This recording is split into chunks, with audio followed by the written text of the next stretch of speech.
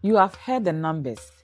CBAM certificates at €70, €80, maybe €100 per ton of carbon. But where do these prices actually come from? And more importantly, how do you minimize what you pay? I am Pauline Anaman. In this video, I'm breaking down the CBAM price formula. No jargons, just the mechanics you need to protect your margin. Here is how CBAM pricing works in 3 steps. First, the EU has its own carbon market. It is called the EU ETS. European companies buy and sell permits to emit carbon. That's where the €70 to €100 per ton prices come from. Second, CBAM imports use the same price. The EU calculates an average, quarterly for 2026, weekly starting 2027. That's your CBAM certificate price. Third, you multiply that price by your emissions. Say you export 100 tons of steel with 2 tons of embedded CO2 each. At €80 per ton, you are looking at 16,000 in CBAM costs. The key takeaway is this: CBAM prices aren't made up by Brussels bureaucrats. They track a real market, which means they go up and down.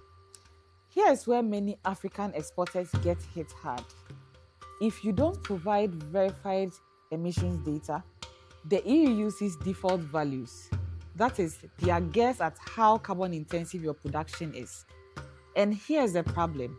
Those defaults are based on the dirtiest 10% of European factories. What does that mean in practice?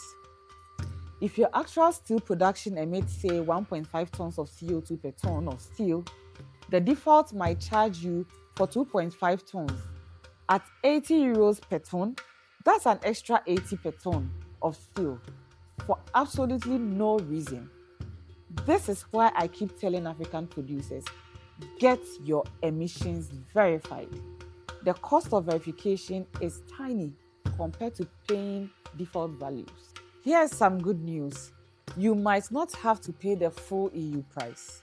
If your country has a carbon price, be it a carbon tax or emission trading system, you can deduct what you've already paid from your CBAM bill.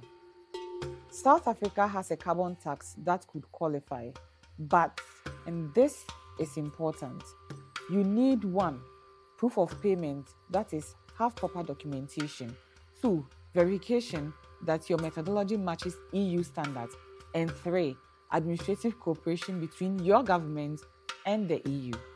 Right now, most African countries don't have the infrastructure to claim these deductions easily.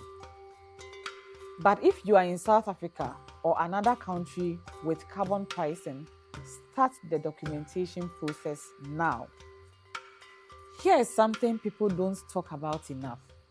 CBAM prices will bounce around.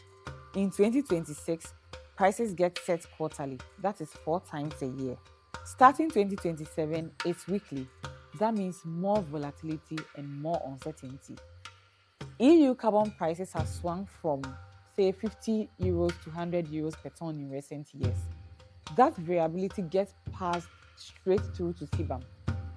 Now, the question is, what can you do? You can build carbon cost clauses into your EU contracts.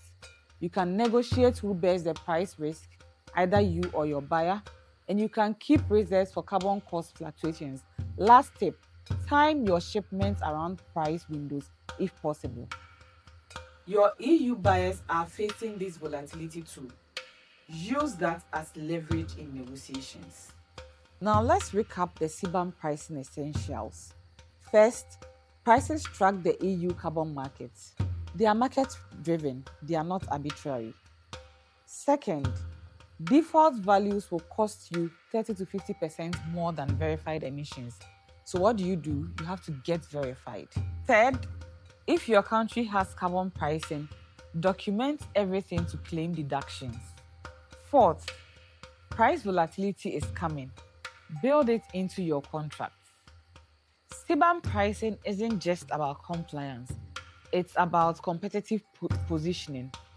The producers who capture better market share are those who understand the mechanics, minimize their carbon liability, and build smart contracts. I am Pauline Anaman. In the next video, we will examine who actually does what in the CBAM system and how African suppliers and stakeholders can use their role to gain leverage. Questions? Drop them below.